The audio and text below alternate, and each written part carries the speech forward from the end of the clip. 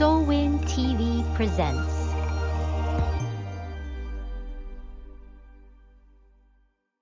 So he sold me to a drug dealer for $600. I'll never forget the transaction.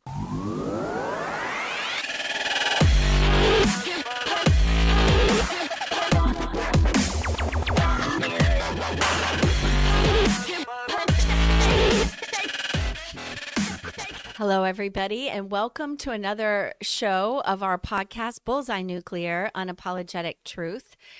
Today, we have a wonderful guest with us. Her name is Carmen Burgess, and she is here to talk about her why, her story of what led her to her position and her place now at Empowered to Change International, that empowers the broken to heal, the voiceless to speak, and communities to come together. I am Michelle Snyder, and welcome. Carmen, I am so happy to see you. I'm happy to see you. It is an honor to be here. Thank you. I love this space that we provide so that people can really hear your heart. They want to, I want to hear your story. And I am so grateful that you're willing and courageous to just come on here and just share what you do, why you do, and what led you up to this point. So, I know that we are doing a segment on addiction, families and addiction, also topics that we are discussing this month, shame, and we can all write our own stories on that. Yeah. So I would like to just turn it over to you and just hear about Carmen, hear about your life, and really just when did you notice that addiction set up camp in your life? Immediately. Okay. I was about 13, and I never was involved with like smoking pot much or really drinking much. I didn't segue into anything. I immediately, almost at 13, started hard drugs. I met a man, actually. He was about 19 and introduced me to Oxycontin. So I started off snorting and then IV quickly after. At 13. Started IV probably about 14, 15. So when you met this 19-year-old, and I hope that there's a lot of parents listening here today, were you in middle school? I was 7th grade. Middle school. About 7th grade, 8th grade. Yes. And where did you meet this That time. 19-year-old? At just a get-together at a friend's house, and he was there. And he was actually the one bringing drugs. So would you say, in hindsight, would you say he was absolutely a predator? Absolutely a predator. Absolutely a And you predator. were at a friend's house? Yes. And I had no idea. And you immediately just dove in the deep end. It was the cool thing. It was what was in. It was what made me feel accepted. Okay. So your very first drug was not weed. I think, experimented once, maybe twice, but it was primarily immediate addiction to Oxycontin. And how did you, if you don't mind me asking, listen, if you mind me asking, you can just say next question. Perfect. But I have not heard your story before.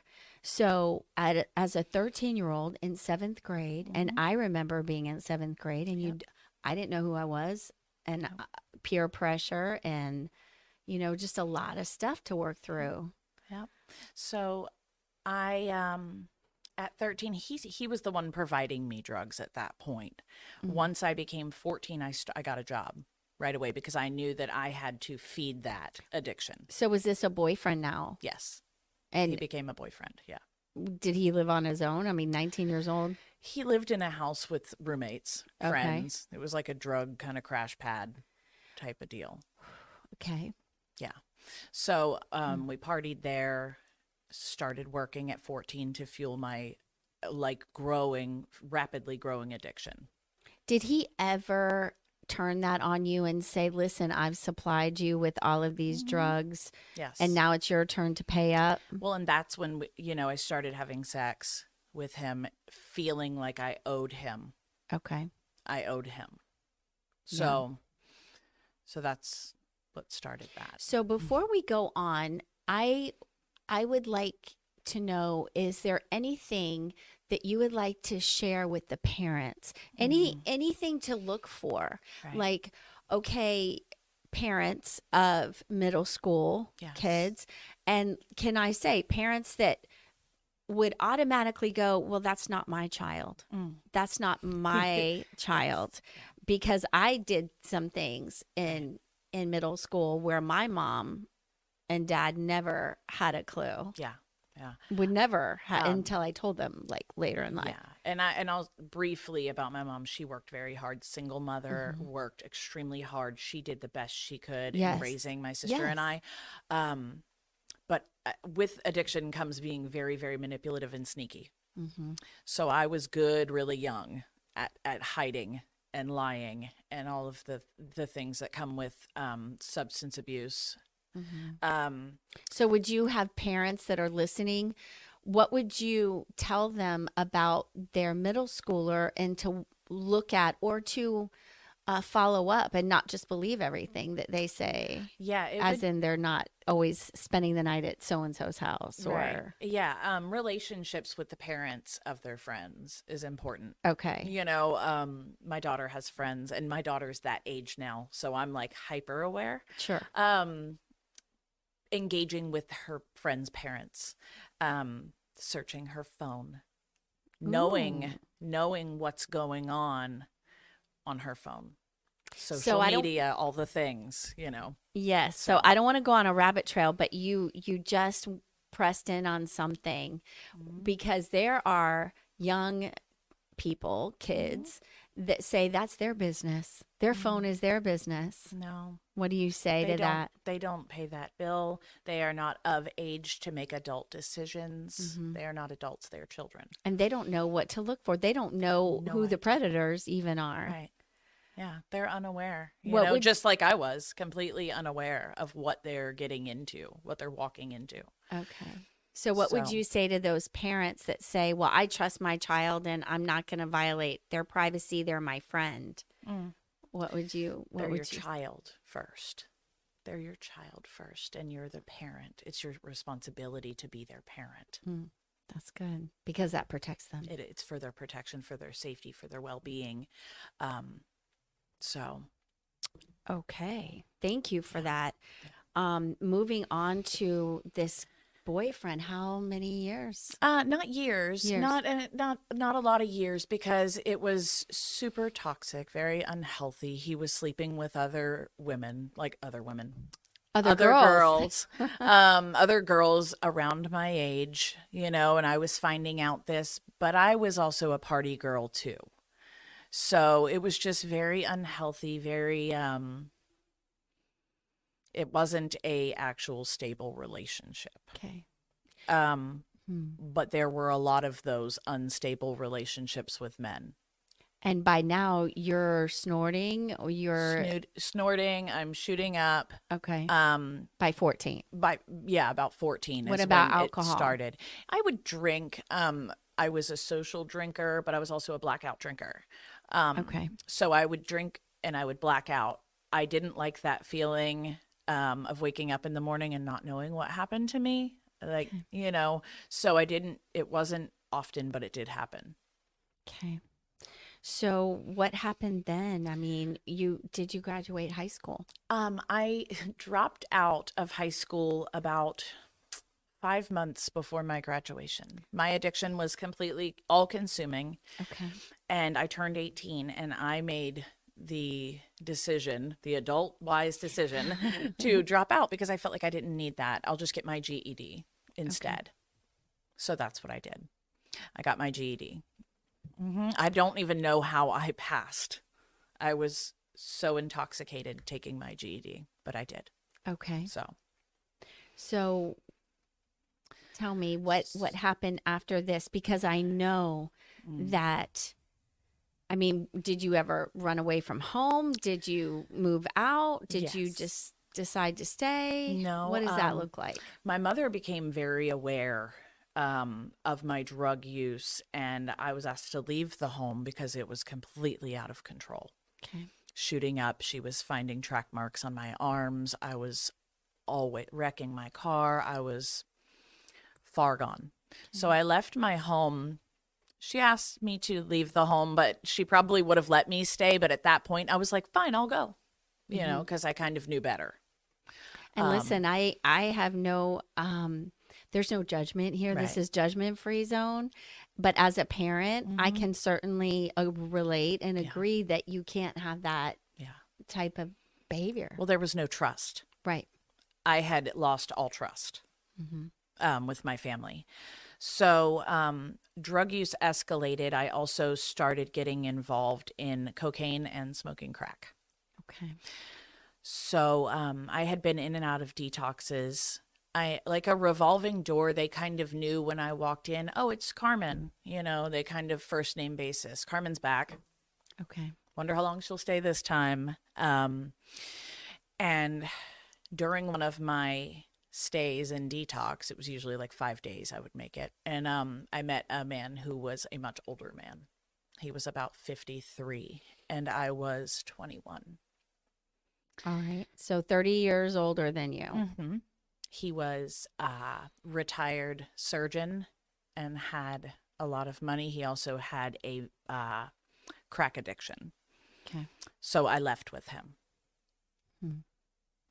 Were you already in the judicial system by this time or not yet? Not yet. Not yet. Not yet. Mm-mm. So you looked at him. How did you look at him? Like I don't want to put words in your mouth. I looked at him like a target, like he was going to fuel and feed my drug addiction, and I Okay. was just going to live the party girl lifestyle. Okay. So I thought that was a great idea. So what happened with that? So he lived in Fort Lauderdale. So we got in his car. He had a Porsche, you know, all the nice things got in his car. He took me to Fort Lauderdale. And you didn't know him really No. at this time. No. You just thought that would be the best option. Thought it was a great idea. Okay. So I stayed with him in his home. When I walked into the home, there were 6 other girls there, also living there. At that point, I think my mom had put a missing persons report out for me, Okay. trying to find me. So I had been at this house for a couple months. He took me on a date one night. I was sleeping with him. I was sleeping with drug dealers to fuel my addiction. I was Okay. prostituting at that point, just to fuel that. I wasn't so much using the oxys anymore because crack cocaine kind of took over. Okay. And it was all ruler and had all control over me. So he sold me to a drug dealer. That night he took me on a date and he sold me to a man for $600. I'll never forget the transaction, and left me there. To a man you did not know. No idea. First time meeting him. And who was this man? You want full name? Because I'll give it. I don't No, care. I don't want the phone, but I do, but I don't. Right. We'll talk later. Yeah, we'll talk later. But yes, just And an how older old- man. how He old was about 50 also. Another 50 something. 50. Yeah, they had like a crew of them. They were all friends and had girls in their houses. So let me ask you, because I don't want to assume that I know, but the guy that sold you to another 50-year-old, did he have a family? Was he married? Was he No. Single white male. okay? He also had about 8 girls in his house That he that owned? that were there for a reason. They were Okay. there. They were being paid for sex. They were being sold off for sex. They were being trafficked. So you knew that night when that transaction happened that you were sold. Yes. You were not asked if you were okay with it. I wasn't asked if I was okay with it. It wasn't a It question. feels like a stupid question that I Right. just asked, but I just don't. It wasn't a question that was asked to me. I think that it was assumed because I was already prostituting. Okay. I was already prostituting. You deserved it, or nobody really checked with you. Nope. It was that. And then, hey, I'm leaving you here. And I was actually so out of my mind. It was insanity. I was okay with it. fine, because I believed that he would actually come back and get me. Okay. So I stayed in the house with this man. This man was extremely violent. He would get high and burn me with the end of his crack pipe all down my backside. I have burn marks, scars, things. He would beat me and the other women when we started to rebel or started to speak against what he was doing. Were you free to leave? There was a couple times where I did reach out and try to call my mom, and it was like hair pull, drag me back. Okay. So my mom had purchased a bus ticket, and it was like an open-ended, just whenever you show up, you can use this type of bus ticket. That's smart. At a Greyhound. Okay. So one day I got away. I was barefoot. I had just had it. I was terrified. I hadn't slept. I hadn't eaten. It was pretty bad. I got away and hitched a ride to the Greyhound station, got on a bus, and went home to my mom. Wow. I didn't Barefoot. Didn't have any clothes. I didn't have a toothbrush. Nothing. I just left. Okay. My mom found me. She got me at the Greyhound, and my hair was completely matted into one big mat. My head had to be completely shaved. I had burns that were infected all over me. It was, looking back, what I put that woman through and myself. Did these guys ever get caught? Because I've researched. Okay. The 53-year-old who took me from detox is deceased. They found him in a crack house dead. Okay. The other man, I have not been able to locate. The 50-year-old that I got away from. Okay. So. Interesting. So what happened next? Like, is that when the healing began or just? Seeds were planted.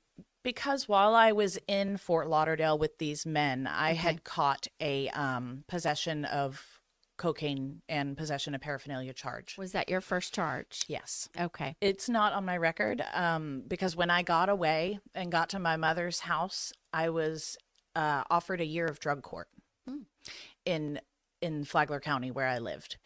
And I successfully completed a year of drug court, and that charge was expunged from my record. Okay. I do not know how I completed that year of drug court. Don't know. Okay. But while I was in these classes, I met the father of my children. I had no hair. I don't even know how that happened because I was coming out of, I think I was still dazed from everything. And I met this man. He's now the father of my children. Okay. So, so another struggle, right? Toxic relationship because you were not in a place of healing yet. Nope. And I was on drug court. I was still using cocaine. I was finding ways to maneuver around, still lying. I started drinking with him a little bit. So, and then I got pregnant. So I decided that while I was pregnant, I wanted to do what I thought was best. I got on methadone. Okay. Got on methadone because I'm like, oh, that's a safety net. That's going to be great. It's going to save me. Baby will be okay. And there started like a whole nother monkey on my back thing that I was enslaved to situation. So that was, we're coming into so many topics that I just go, oh, I just want to do a whole nother show on methadone. I'll be here as long as because I there's so many things that people truly are fed. They think, oh, this is going to help, but then there's people on methadone for years and years and years, and they are giving birth to babies that are addicted to methadone. Yeah. So I was on methadone for a long time. I can't tell you exact times because that's a little blurry. Okay. A little blurry. So how was your child when you had the baby? Thank God. Thank God. I actually had 3 children. Okay. Back to back. They're all like a year apart. Okay. And none of them went through withdrawals. The babies were all healthy. The babies all came home from the hospital. But that's a miracle. That's not normal, the norm. There usually is withdrawal, detox, dysformities, things that happen that are so unfortunate, and I didn't Wow. realize at the time Wow. how blessed I was. Okay. So once I had my children, drug use escalated because then I wasn't pregnant. I wasn't on drug court, and Party Girl kicked back in again. And DCF was called quickly on me. Okay. I didn't, Coral always talks about the shut off switch. I didn't have one of those. Okay. It was like, I'm going to try to die every day. Really? Yes. I had no cutoff. And you wanted to. Is that what you're saying? Because I don't know that I wanted to. I don't think I cared either way. you didn't care either way. You There were gonna do wasn't, it. yeah, it was just do as much as frequently as possible Okay. without regard for anybody else. So what breaks that cycle? So my children were removed from my custody. Did that wake you up? No, Okay. it was, it got worse before it got better. Okay. It did not wake me up. I got back with the same 19-year-old guy that I met when I was 15. Who is We how reconnected old by this time? because at that time I was about 26, 27, and he was then 31. I don't, 32, yeah, something 32. like that. Yeah, up there. And he was getting high still, had not changed one bit. Neither had I. And he was burglarizing houses. Oh. It was a highly abusive relationship. He was extremely abusive. I had to call and say goodbye to my family a couple times because I didn't think I was going to make it. And you couldn't get out. I didn't Or was have it the the will. drugs? I didn't have the will to fight. And wouldn't you say, just real quick, when you are in that type of addiction, you cognitively know you need to get out. Yep. You can't get out. Yep. People don't understand that. No. You're in a place where your body is screaming for a substance. You don't, where are you going to go? Yeah. Your kids have already been taken. Right. I had nothing So- left to live for at that point. And that's some of the things that my heart's desire is that our listeners will understand that there's such a kind of a stereotype against people with addiction when they don't realize the addiction is not the root. The addiction is a the symptom. trauma. Yeah. And, you know, it stems from the trauma and the being trafficked, being sold. All of these things that are just kind of wrapping up in a mind melt Yeah. Yeah. with violent relationships that you can't get out of. No, and you're stuck. You're mentally stuck. It's Right. not even physically because I could walk out the door. Right. But mentally I was stuck. And when you are stuck mentally, that is where I hear people go, well, she could have just left. Well, that's just an addict. And that is where we aim to change the face Yeah. of addiction and change the face of what is happening in our communities, because that mental devastation that says I have no hope, that's real. Yep. It is absolutely real. And it's everywhere. Yeah. So I can kind of see where this is going with the burglaries. Burglaries. The gentleman that I was with at the time. You're so cute. I'm I would be trying. like the scumbag you were with at the other time, but you're so sweet. I'm really working on that. Yeah, you're good. The gentleman I was with at the time was burglarizing residences. And dragging me by my hair to drive him to them so that I could drive him away. He could get away faster. So I was the getaway driver. I was surveillance. Right. And you had a choice. You could either get your butt whooped or you be the getaway driver and continue with your I was getting it whooped either way, but it was less severe if I would go along with. Wow. It was I had 2 black eyes in my mugshot. So they ended up catching us. Thank God. I fell asleep in the back of the cop car. I was at peace. Wow, Carmen. You know something? You are so incredible. Thanks. And I mean that.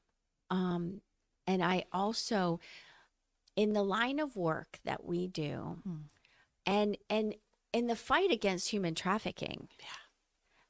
we have many circles, right? Mm-hmm. And just a segue, I have to say this because it's so important that we understand when in some of the circles of fighting against human trafficking, there's this, oh, we don't want an incarceration. You know what? Nobody wants victims to be incarcerated. However, I have talked to a half a dozen victims in the last few months, and you that are a survivor of what you went through said, thank God I got arrested and I finally got some peace and some sleep behind in the backseat of a cop car. Right. It was, I could say, like, giving birth to my children, best thing that ever happened to me. I could say all these things. Wow. That day, getting arrested and finally having peace was that pivotal moment. It was the best thing that ever happened to me. I didn't cry in the courtroom. I didn't ask for mercy. I just laid it all out there. Okay. And I was sentenced to 8 years in prison with 6 years probation. How did that go? It went well. I was so grateful. That's amazing. I was like, okay, so I'm free. I'm free. I don't have to fight anymore. Wow. And you're clean. I'm free, detoxed, I'm clean. and you're not getting beat up every day. Not getting beat up every day. I'm not being sexually exploited Right. every day. I'm not. Wow. I'm free of those things. Wow. Freedom while in prison. Yes, but I will say I did get high in prison. There was still a rebellious side. Okay, so that's another segment. Well, that was because a whole I thing. do want to talk about the corruption and the drugs in prison, and that will be for another episode. Right. But I do want to. I'm not trying to stifle you. You speak it, girl. I'll You still tell be me. here. I'll still be tell here. me your story though. So you're in prison. I'm in prison. I opted for a faith-based program, which I don't think is there anymore. I was going to say I didn't know that was an option. Now is that in Florida? Mm-hmm. Okay. Yep. They took it away. Why? For the women. I do not know. I think it became a men's facility. They needed more housing for men. So they took the women's faith-based program away. Which 2 + 2 = 18. It's a whole right? nother Who segment. does that? So I was baptized at Hernando Correctional Institution. That was the faith-based facility that I was at. We had classes all day long. All day. Anger so when management, you were baptized, you violence. found God? I did. It wasn't a Saul to Paul, or it wasn't an immediate. Okay. It was a process for me coming out of that. I still had issues with saying no. Mm-hmm. Issues with setting boundaries. I still had those things I was working through. Did. And I gotta throw something in here to our can I say Christian Please. population? Yeah. Yep. That if you just hear what she said, she still had issues. She found God. Carmen was baptized. She still had issues of saying no. She still had issues. Well, of course she did. Right. Of course you did. Yeah. I think there's this thing that people believe it's just an automatic, like poof, slate swiped clean, everything's gone and everything's poof, better. You're fine. Right. It didn't work like that for me. It might have. I don't know for who some works people. for like I don't know. Yeah. But it wasn't like that for me.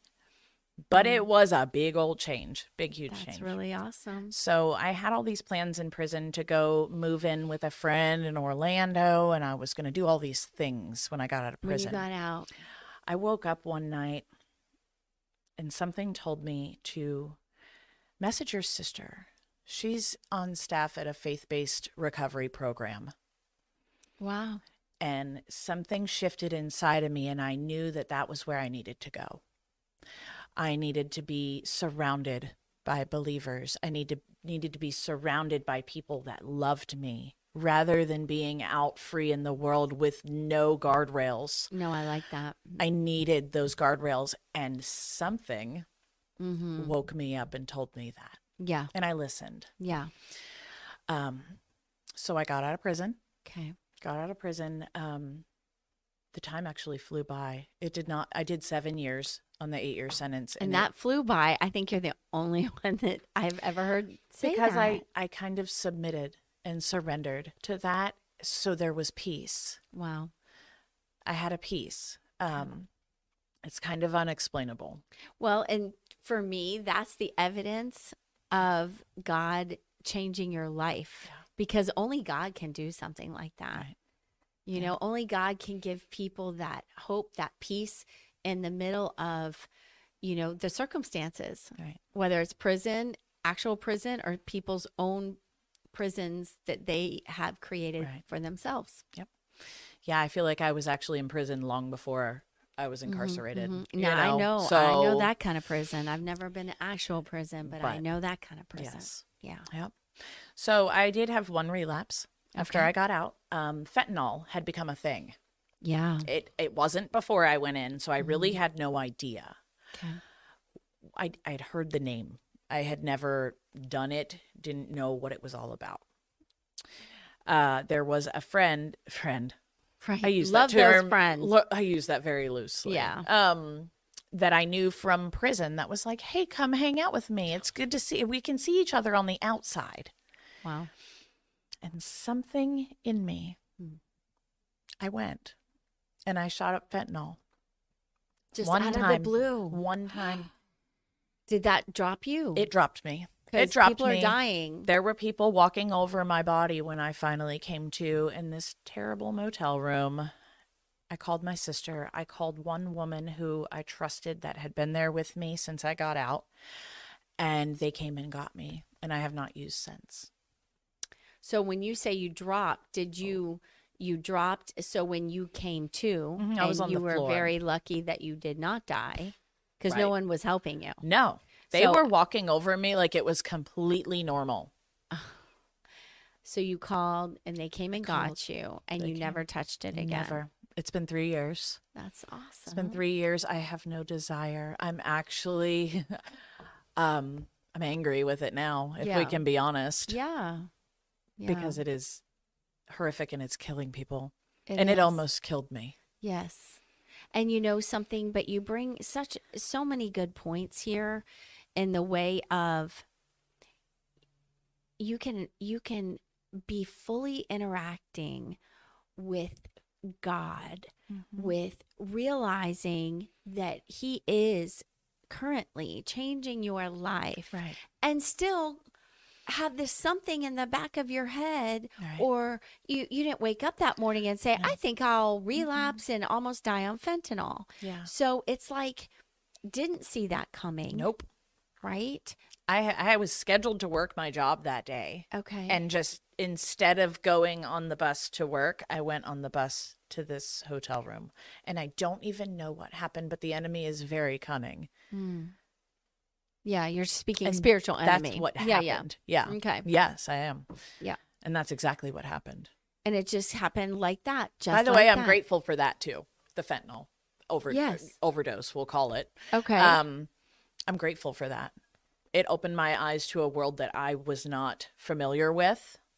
All right. I'm grateful that I lived through it to kind of tell the tale. So Okay. I feel like none of any of it was in vain.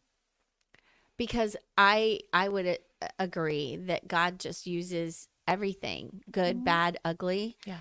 to form how you got to where you got to.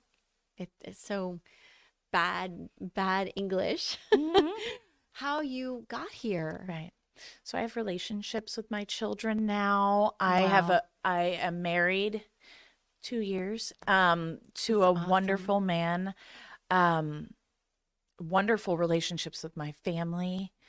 Driver's license back and a car, and I am honored to be an employee here at Empowered to Change. Speaking to people every day, women that are where you used to be. Right. Yeah. And Yes. that's huge. It's beautiful. Yeah. It is beautiful to be a part of that journey for them, with them, you know? Yes. I never in a million years believed that could be me or would be me, but Yeah. God. Wow. Yeah. That's just amazing. And I love your story. And I love that your story is continuing. It's just not even over. Nope. Nope. Every day. It's continual. Mhm. And, there's so many things. Over the years, I hear so many things about safe housing programs, about Empowered to Change. What do you say to anybody that says, well, I don't want to go down a faith-based road. I don't want to go there. Yeah. I mean, what has healed you, Right. what has changed your life, but Right. we also honor the choice. Yes. Right? Yes. We have to respect people and love people where they're at, because there was a point in time that I was not receptive either. Mm-hmm. There was a point in time in my life where you could not say the word God around me. Mm-hmm. And we just in case listeners are wondering, we honor that. We respect Absolutely. that. There's Yes. no ulterior motive. No. Nope. There's no hidden agenda. No. It's just we love people. We want them so badly to know what we know, how life is. Without the drugs, Right. without the violence, without the toxic relationships, and without the vulnerabilities of getting caught up in a predator, Right. Yeah. sinking their hooks in and selling people off, Right. which is absolutely happening here in the Tampa Bay area. Everywhere. Everywhere. It is. Yes. Really. Yeah. So we love people right where Yes. they're at. Right where they're at. Yep. And we give them a safe space. Yeah. And they get to decide which road they want to walk down. Yep. And I've seen the transition happen, and it's a beautiful thing. Mm-hmm. People coming in saying, nope, can't talk about that. Not doing that. Mm-hmm. Months later getting saved at church, Wow. So whatever church they're going right, to. like wherever that is. But I've seen it happen, and it's beautiful. Very cool. But loving on people where they're at is what gets them there. That's the Yes. vehicle, Yes, So- definitely. And also the understanding that we might just be a part of their journey, and it might be a longer road. Right. Yep. I thank you for telling your story. There's so much here, and I'm hoping that parents are listening. I'm hoping that me middle too. schoolers are listening. Yeah. We make this available for children, which is why we don't have the ability to, I guess, put people's comments there on our YouTube channel, because we want kids to tune in. We want kids to listen to people's stories so that you don't have to go down that road, and so that parents can be very vigilant in where their kids are staying the night at, right? And who their friends are. Yep. Yeah. Great. Well, is there anything else that you want to say before we close? Because I hope that people that have heard your story will just receive such hope. Yeah, I don't really have anything else. Okay. I am extremely blessed and honored to be here and a part of this team and a part of this journey with everybody.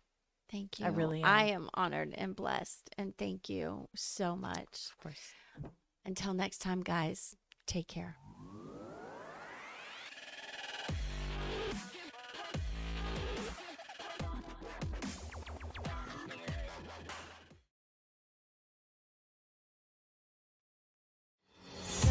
Coming soon at the Central Park Performing Arts Center in Largo, Florida.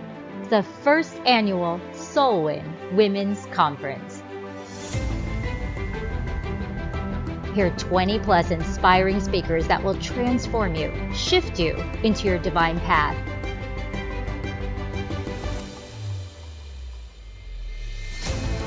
Mark your calendars, ladies. June 21st to the 23rd. 3 full days of fellowship, worship, encouragement, and supporting local female business owners. When your soul prospers, so will your health, your finances, and your relationships. I need a lot of time trying to figure it out. You're stronger than you think. God God wants us to walk in freedom. He wants us to understand the blessing. It's time to be healed in your soul, know your true worth, and be all you were beautifully and wonderfully made to be. Purchase your tickets now for this life-changing event at www.soulwinconference.com.